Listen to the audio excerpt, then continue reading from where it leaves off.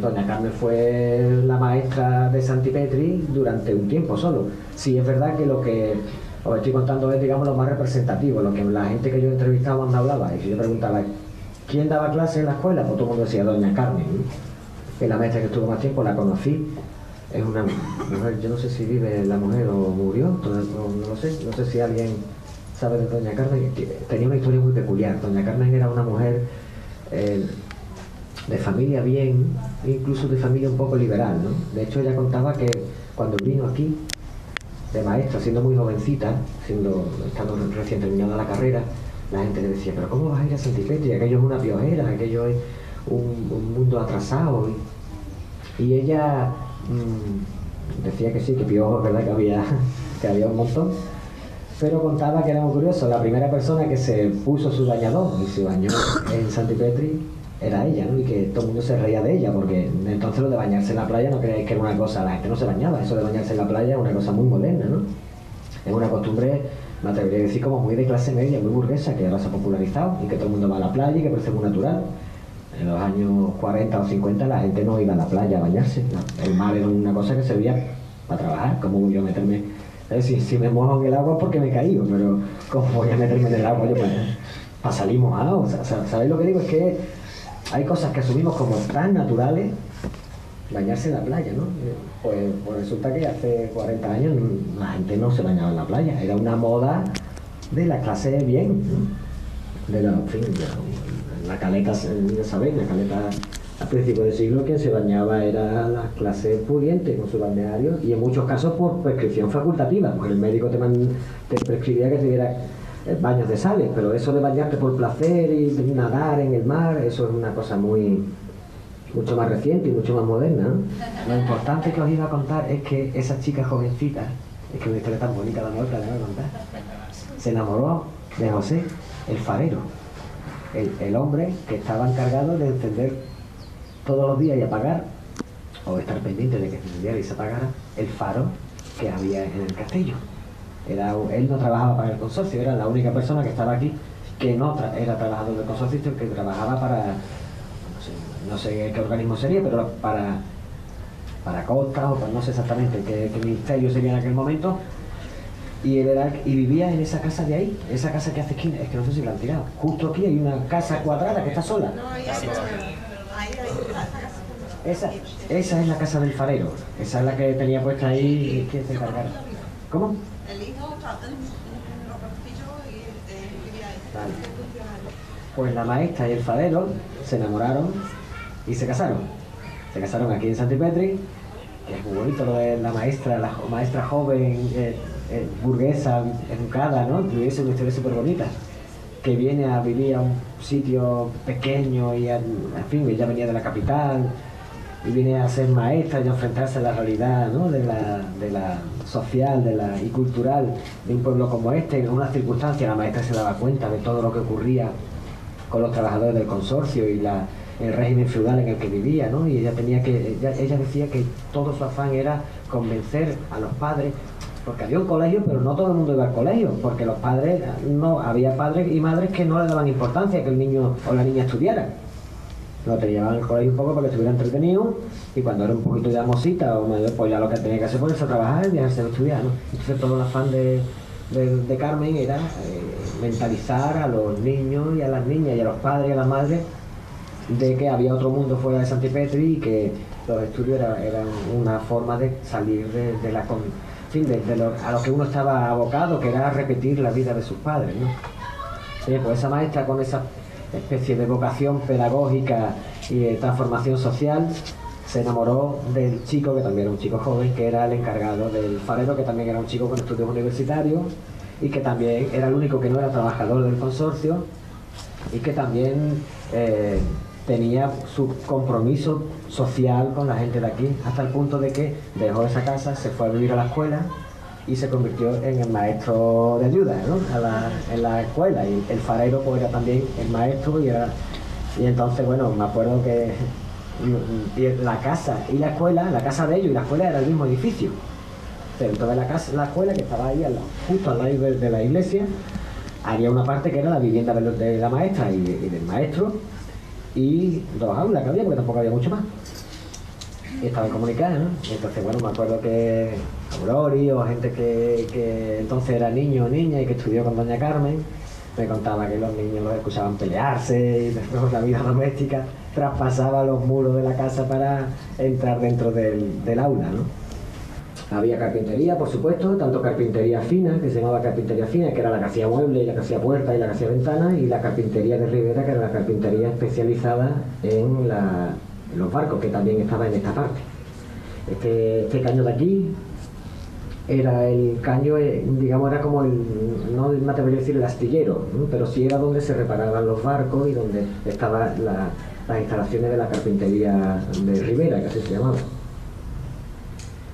Y bueno, existía un servicio de autobús a Chiclana que tenía el nombre popular del Chacachá, que me imagino que supongo que el nombre que le puso la gente tenía que ver con el ajetreado viaje de aquí a Chiclana en ese viejo autobús, que creo recordar que era un viejo autobús militar reconvertido en autobús civil y que iba 1 o 2 veces al día o incluso solamente iba por la mañana y volvía por la noche, no recuerdo, a Chiclana, para que necesitara ir a Chiclana para algo. Lo normal era ir andando, la gente iba andando en Chiclana. Durante el día venía mucha gente aquí a vender. Hay una parte ahí que no se conserva tampoco, que está tirada, que era un pequeño mercado de abasto, que hasta hace poco se podían ver los puestos y los azulejos blancos, y ahí venía gente de Conil y de Chiclana a vender su fruta. Abría por la mañana su fruta, sus verduras y su carne, ¿eh? Creo que con esto hemos hecho un recorrido suficiente por el origen del poblado y cómo era la vida normal aquí. Hasta que en el año 71 el consorcio se declara en quiebra y cierra. Que el consorcio cierre no significa que las 600 personas que vivían aquí, o las 600 familias que vivían aquí, se quedaran sin trabajo, sino que de repente se quedaban sin casa, porque es que esto cerraba, ya desaparecía el economato, desaparecía el trabajo, desaparecía la luz, desaparecía el agua, desaparecían los servicios, y las familias tienen que abandonar esto, tienen que forzosamente exiliarse, porque aquí ya no hay nada, esto va a ser abandonado, la fábrica cierra y el pueblo es la fábrica, por tanto todo el mundo fuera de aquí. Se hicieron algunas jubilaciones, la gente más jovencita se fue rápidamente a buscarse la vida donde pudo, a Jerez, a Cádiz, se exilió también. El ayuntamiento hizo una especie de realojo, lo que hoy son los pisos de Fuentamarga, que eran pisos, digamos, sociales, viviendas sociales, que estaban destinadas a gente de Chiclana. De repente el ayuntamiento decide darlos a la gente de Santipetri y les ofrece una casa con propiedad en los pisos de Fuentamarga. Las familias se van, esto creó una poca polémica en Chiclana, como estas casas eran para nosotros, para gente de Chiclana, como que de repente les van a dar estos pisos a la gente de Santipetri, pero bueno, así fue como ocurrió. De hecho, en Santipetri hay en Fuentamarga hay muchísima gente, había muchísima gente de Santipetri, ¿no? Algunas familias empezaron a plantearse quedarse, formar una especie de cooperativa para intentar mantenerse aquí. Hubo contactos con el ayuntamiento para pedir algún tipo de ayuda. La cosa es que en el año 73, 2 años después de que el consorcio cerrara, aquí ya no queda viviendo nadie, salvo la casa. Es que yo no sé si está donde está. La casita de los guardas. La casa de los guardas, ¿no? Ahí está.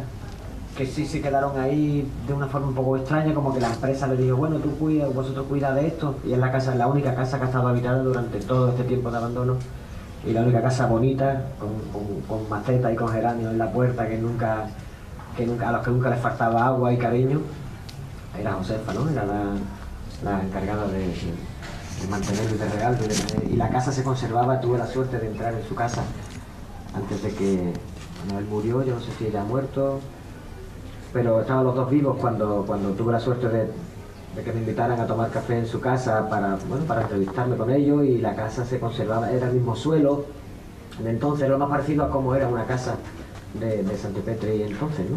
Cuando estaba viva. Ellos se encargaron de conservarla con el mismo suelo, con unas paredes y llenas de fotografías. Bueno, fue una cosa muy, muy emocionante. Sí quiero resaltar que había una conciencia muy clara de ser santipetreño, ¿no? La gente que vivía y nacía aquí no se consideraba de Chiclana. Chiclana era el pueblo de al lado. Yo soy de Santipetri, ¿no? Todavía hay mucha gente que nació aquí, que puede tener ahora 40 o 50 años y que dicen: yo no soy de Chiclana, yo soy de Santipetri, ¿no? Es normal que no solamente por razones geográficas, sino también por las razones idiosincráticas de cómo era la vida aquí, la gente de aquí no se sintiera del todo chiclanera. Chiclana es una ciudad que nunca ha mirado al mar, ¿no? Ahora, pero Chiclana siempre ha mirado a la huerta, ¿no? Yo no sé si eso ha sido la miseria o la grandeza de Chiclana, ¿no? El haber dejado de mirar a la huerta, a la viña y al campo, y haberse puesto a mirar a la playa y a los hoteles y a los chalés y al turismo, ¿no? Eso vosotros como chiclaneros sois quienes tendréis que sopesarlo. Y bueno, yo también soy chiclanero, pero yo ya no voy a pensar más en estas cosas, ¿no?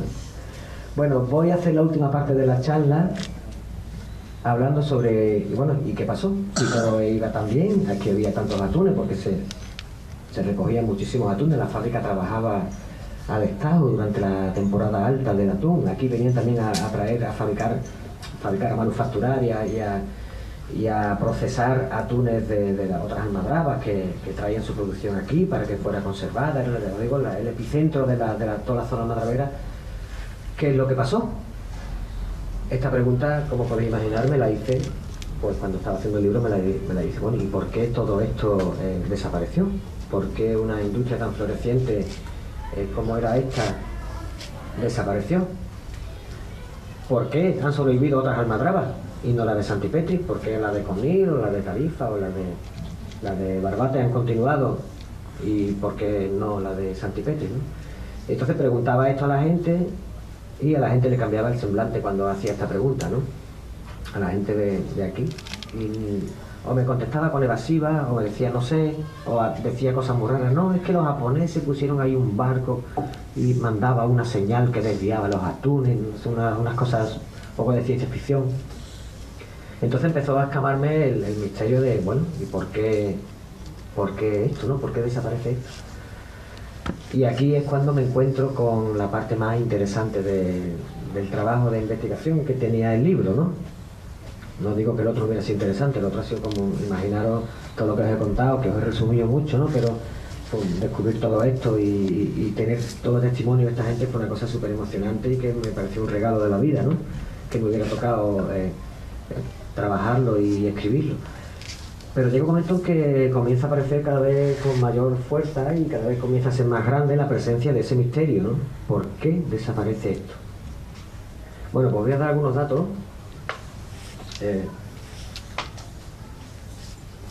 La última levantada se hace en el año 71.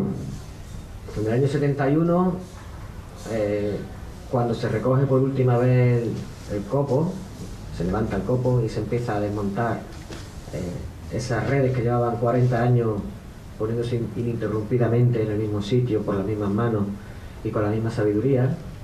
De repente se recoge ese año y nadie puede imaginarse que nunca más se va a volver a poner esa almadraba, se va a volver a calar. El verano siguiente ya no se cala la almadraba. Bueno, ¿por qué? ¿Fue de golpe? No. Empezaron a ocurrir cosas curiosas. Desde a partir del año 66, 65, 66, vemos en el libro, todo esto que yo voy a explicar está mucho mejor explicarlo en el libro. Yo no he venido aquí a hablar de mi libro, lo sé, pero es inevitable, porque ahí está mucho mejor explicado de lo que yo pueda explicarlo aquí, ¿eh?